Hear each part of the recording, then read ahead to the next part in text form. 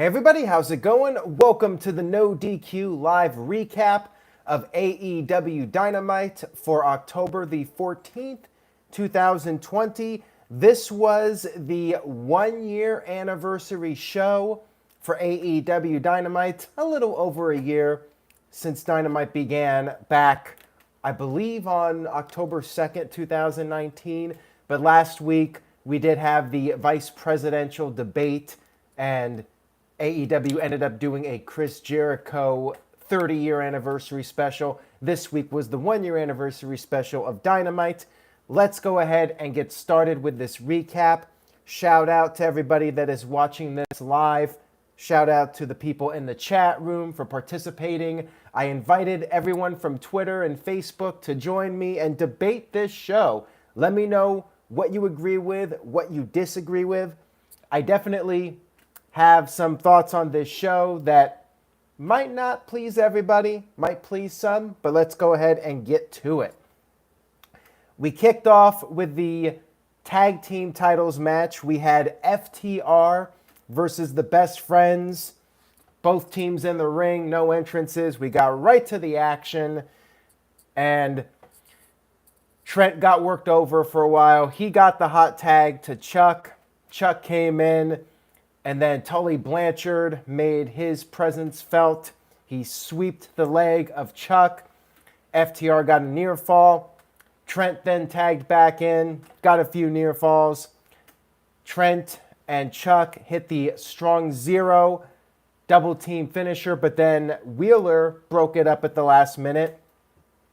Then they were on the outside of the ring, and they ended up fighting over the barricade, and they fought over by the arcade cabinet that Miro and Kip Sabian were playing with on last week's show. That was Miro's contribution to Dynamite last week. Anyways, Kip and Penelope Ford were playing this arcade game, and you had Trent charging at Wheeler, but Wheeler sidestepped him, and Trent crashed into the arcade cabinet and broke it. Penelope Ford ran to the back, and you had the two teams back in the ring. The match continued. FTR went for the Goodnight Express, but Chuck made the save. And then Wheeler grabbed the championship, tried to use it, but then the referee momentarily went down, and Wheeler was able to use the championship successfully to help his team score the victory. FTR's undefeated streak continues, although it was noted on commentary that FTR has pretty much cheated in every single match to retain their championships. After the match, Miro ran down, and he was pissed off because the arcade cabinet got busted, and he beat the crap out of the Best Friends. And then after the match, we had a commercial break, and then we had Miro and Kip Sabian picking up a quick victory in a tag team squash match. And after the match, Miro cut a promo. He said a bunch of things I did not understand, but he basically said game over for the Best Friends. So yeah, Miro left WWE for this. Miro should have come in, rant time, Miro should have come in and been a monster babyface. That promo he cut a few weeks ago, that was great. The fans were behind Miro. They love Miro. They want to see him succeed after WWE held him down. So what does AEW do? They make him a heel with Kip Sabian, and he gets mad over his arcade cabinet being broken. And that's how we're starting a feud now with the Best Friends. It's like when Kane and Chris Jericho feuded because Jericho spilled coffee on Kane, or when Edge and Booker T had a feud over a shampoo commercial. It's ridiculous. Really? Like, they're blowing it with Miro. Miro should be coming out there as a monster babyface like a Ryback or a Goldberg. Look what those guys did as babyfaces. They came out there and they destroyed people. Build up Miro as a top-tier superstar. What is AEW doing with this guy? It's terrible. It just boggles my mind how they're blowing it with him. I was giving it a couple weeks. I figured, okay, they did the Kip Sabian thing to give Sabian a little bit of a rub, but then they did the tag match, and then the week after he's just out there playing the arcade game and he doesn't do anything else, and then this week he's attacking best friends because they accidentally broke his arcade setup, which Miro's rich, right? He can buy another one. Yeah, I was not a fan of this. I think they're really dropping the ball with Miro. Mike B with a $5 super chat says, so you don't go off topic, answer this after. I think you should be the Raw general manager because you can make that show worth watching every week. Well, I appreciate that, Mike B, but number one, I really don't know that much, and number two, I would not want that job. So that's that. I do appreciate the sentiment, though. And TJS with the $2 super chat says, in case you did not know, Miro is a huge gamer. Whoop-de-doo.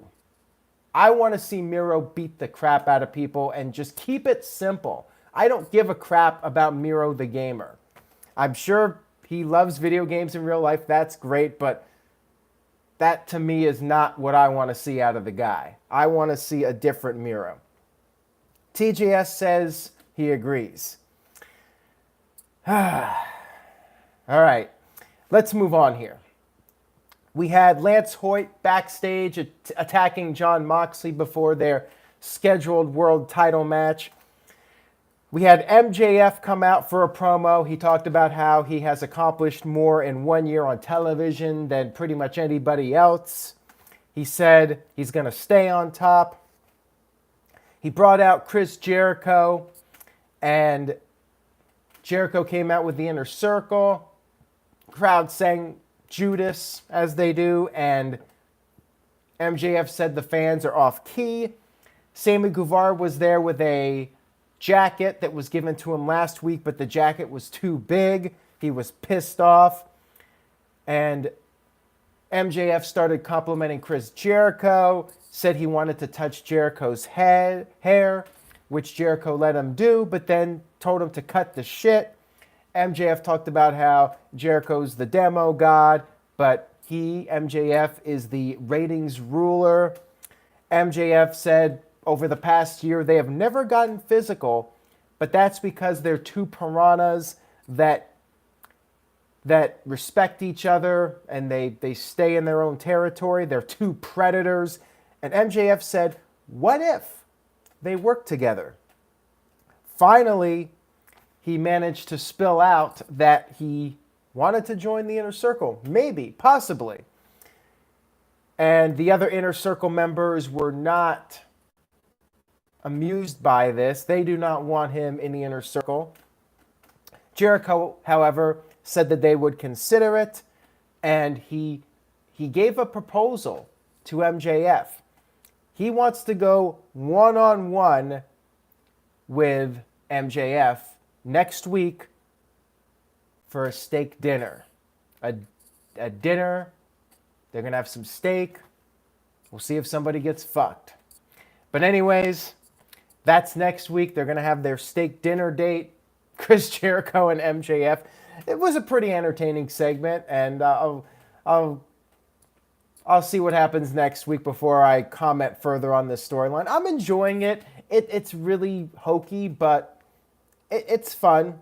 I feel at times it gets borderline too choreographed, but I am enjoying it. Jericho's entertaining, MJF's entertaining, so they make it work. And we had a backstage segment, I guess in a spa, with Tony Schiavone and Britt Baker. This felt like a WWE segment for sure, because you got Tony Schiavone there. He's got a towel on. He's not wearing any clothes. Britt Baker freaks out. She was getting her face done. She freaked out because Tony was naked. And then they did a spoof of the 40-Year-Old Virgin with that scene where Steve Carell has the paper ripped off, the waxing, whatever it is. They did that with Tony. It was a weird segment to me. Like, this felt like something that Vince McMahon would find very entertaining. I was just like, Okay. We had Cody Rhodes, who was back to blonde this week. It was a nice 2 weeks that he had the dark hair. Cody is back to being blonde. I was liking the dark hair. Just when I was getting used to it, he goes back to being a blonde. We had Cody versus Orange Cassidy. Darby Allin was way up at the top of the building, and it was announced that Darby Allin will be getting a TNT title championship opportunity at the Full Gear pay-per-view. I guess I could say title shot because it's AEW and they do not use WWE terminology. During the match, Cody wanted a handshake. Orange Cassidy did the hands in the pockets, and Cody shoved him, and that's when Orange got serious. They went back and forth for a while. Orange then went back to his old routine with the shin kicks, and Cody fought back. They ended up on the outside. Cody went over the barricade kind of onto the Dark Order members who were there at ringside, and they started to get involved in the match. I believe it was John Silver, one of those guys, 6, 7, 10, I don't know, I don't care, but one of the Dark Order guys tried to use the championship on Cody. Orange Cassidy stopped it from happening. Orange Cassidy is an outstanding citizen. He wanted to make sure this match was fair and square. And the referee kicked out the Dark Order members. Match continued. Cody dominated. Orange would have his moments of fire where he would start to make a comeback, but Cody would gain the upper hand again. Cody did some push-ups like Scott Steiner, even though he's a babyface, so whatever. I guess it's just Cody trying to build up some momentum, I suppose. Cody did a reverse suplex off the top, which Orange kicked out of. Orange made his big comeback, but then he started selling his leg, and he hit the move that's called the beach break, which Cody kicked out of. And we had a couple minutes left. And at this point, it was pretty obvious that this was going to be a draw. Once they have this comeback at the end with like 2 minutes left, you kind of know where it's going. Orange, his leg gave out, but then he rolled up Cody with a llama straw cradle. However, just as the referee was going down for the 3 count, you guessed it, time expired, match is a draw, Cody is still the champion.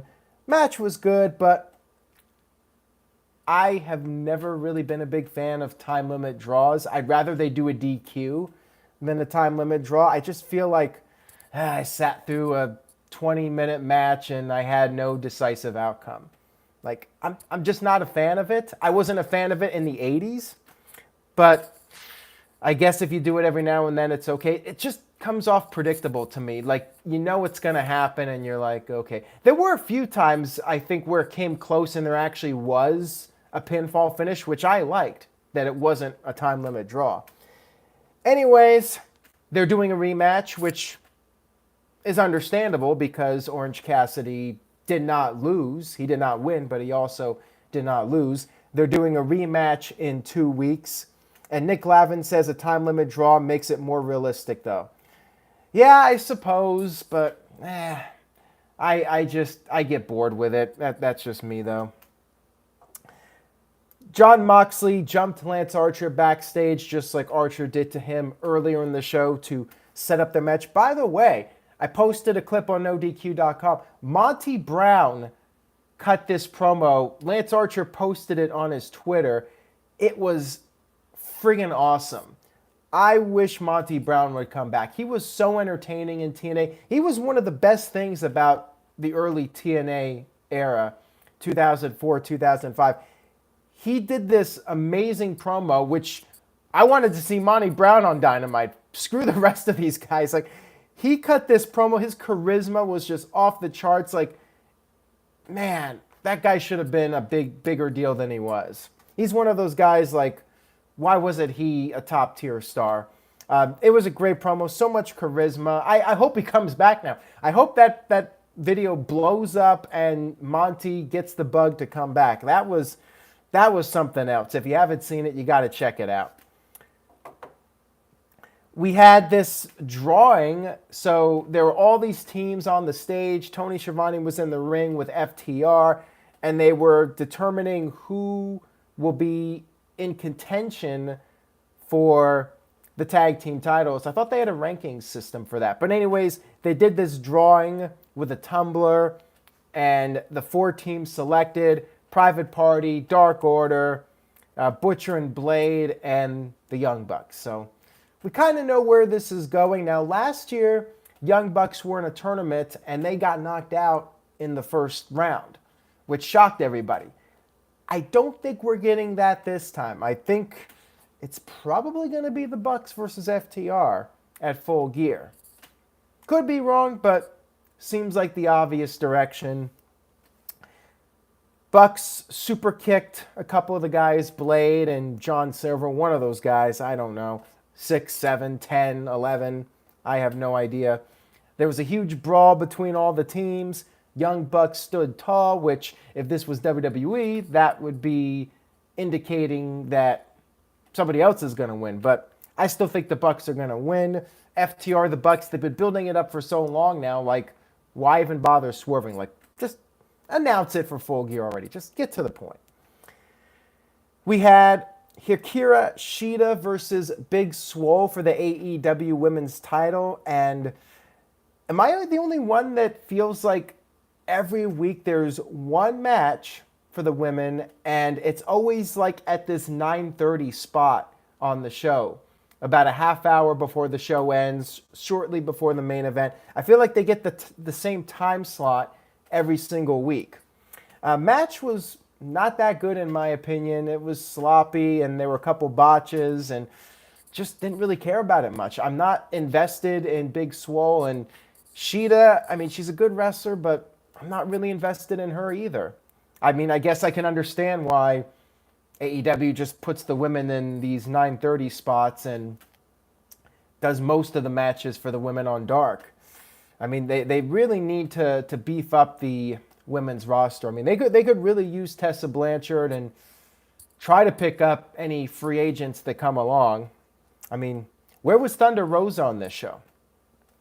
Anyways, Shida got sent it to the cameraman before the break. Swole got in a couple near falls, but in the end, Shida picked up the win.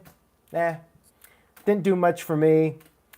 And then we had our main event. We had, I should say, before the main event, we had a Shawn Spears video package to build up a feud with Scorpio Sky. We had our main event. Eddie Kingston and his crew came out to the announcer's position, and Eddie was on commentary for the main event, which kind of gave away the finish here. Jon Moxley versus Lance Archer, and the announcers were trying to act like this was the biggest match in Dynamite history, which, I mean, it was a decent match as far as build goes, but to say it was the biggest match in Dynamite history, yeah, I think that's a little bit of a stretch. Maybe if Archer did not lose to Cody a couple months back and remained undefeated for 6 months, you could argue that. But yeah, I would disagree with that. And the brawl started before Justin Roberts could even finish the announcements. Moxley immediately hit a paradigm shift, like right out of the gate. Archer kicked out. Almost felt like a Goldberg versus Braun Strowman type match where they're hitting finishers right off the bat. They started brawling on the outside. Moxley put on a submission. Because it was a no DQ match, Jake Roberts helped Archer get out of the hold. Why not just get in the ring or bring a bunch of guys to the ring and just put 3 guys against Moxley and win the title if it's no DQ, but whatever. Doesn't Jake have some other friends in the back? They continued fighting all over the place. Moxley set up. I'm not sure. Actually, someone help me here. Who set up the tables? I must have missed it, but 2 tables were set up.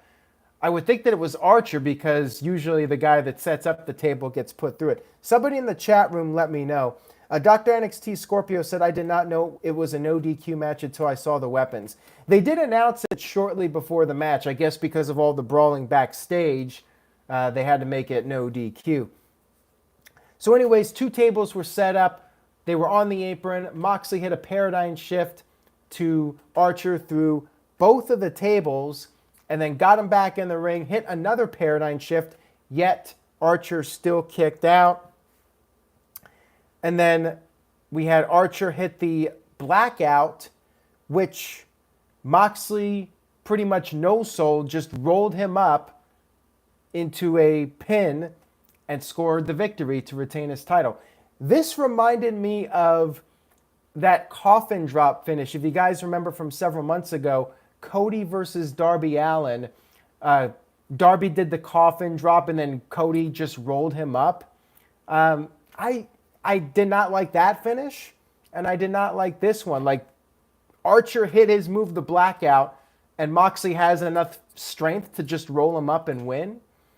Yeah, I'm not buying that one. And Archer's a bigger guy, quite a bit bigger than Moxley. So I had a really hard time buying that finish. I was not a fan of it. After the match, Eddie Kingston and his crew got in the ring, and Eddie got on the mic, talked about his friendship with Moxley over the years, and he helped up Moxley, and he raised his hand, and it was so obvious that they were going to jump him. And Moxley was looking like he was fairly aware of what was going on as far as just being alert. Like, he didn't seem to be winded or out of his mind or anything. He seemed to be fairly with it. So I was thinking, okay, Eddie's going to try to sucker punch him, but Moxley is going to catch him, beat him down, and then the other guys are going to jump him. Nope. Eddie just knocked him out, and they beat the crap out of him. And I thought this made Moxley look like an idiot again, because it's like the viewers at home know they're gonna try to attack him. So one would think Moxley would know this. Just like the other week, Moxley has got his back turned to the stage, and he gets jumped from behind when it's so obvious that's what's happening to him. Yes, I'm not a fan with how Moxley's being portrayed over the past couple weeks, just like a complete moron. And he's the world champion. Kingston choked out Moxley and said he never tapped, and that was the end of Dynamite. I kind of felt like this was a lackluster show. I would not say it was the worst AEW Dynamite, but man, this was the 1-year anniversary show, and I felt like there was no real big moments. Like, a month from now, I'm not going to remember much of what happened on this show. Maybe I'll remember Miro being angry about the arcade cabinet being smashed. It's just like that dog collar match last week. That was a pay-per-view quality match, and we didn't have anything like that. Cody and Orange Cassidy was good, but yeah, it wasn't really anything beyond just a good TV match. And main event was good, but again, I wouldn't say it was beyond a good TV match. It was just okay.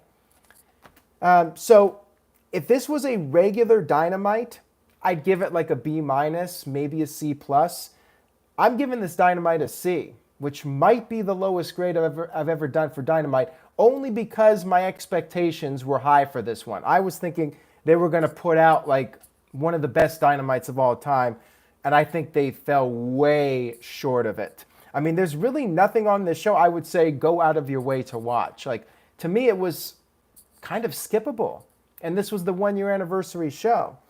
So, might be unpopular because AEW has some really die-hard fans out there that will support it no matter what. And will find entertainment out of anything AEW does. They could put an AEW test pattern on the screen, or they could do a 2-hour Iron Man match with Kenny Omega and Adam Page, and they would love it. But yeah, I thought it was very disappointing. Dr. NXT Scorpio with a C+, CC Drink with a C, Israel Diaz with a C. Interesting here. Michael Wayne with a C, Shady Snake with a B+, Michael Gonzalez with a D+. Wow, I'm surprised some of you were agreeing with me on this. Mike B says a C for AEW, B+ for NXT. Nick Glavin with a C+. Caleb Jacobs gives NXT a B. I did have NXT on, but there was really nothing that I felt like I had to mute AEW and focus on what was going on with NXT. I saw that Toni Storm had a match, and they announced Io Shirai versus Candice LeRae for the Halloween Havoc show. But yeah, it didn't seem like a very newsworthy edition of NXT. But yeah, I was hoping for more from AEW, and maybe next week they'll pick things up with Full Gear coming up. They did announce a bunch of tournament matches, but again, it feels like it's going to be Kenny Omega and Adam Page. That's been the storyline. They could swerve us and do something else, but seems pretty obvious. And that's one instance where I agree with you, TJS, that the tournaments, sometimes when it's pretty clear what the storyline is, like, why even bother with the tournament? Is it just time filler? Are they going to do a swerve? I mean, obvious direction is Omega versus Page. We'll get some kind of change from what people are expecting, and maybe it won't be Kenny Omega going for the title. Anyways, guys, that's all I got for tonight. I hope you enjoyed it. If you liked the video, give it a thumbs up. If you didn't, of course, there's the thumbs down option. Helps me know what people are liking, what people are not liking. If you do enjoy the video, though, make sure you subscribe if you haven't already, and stay tuned to NoDQ.com for the very latest. Take care, everybody. Be positive, stay safe, and I will see you all next time.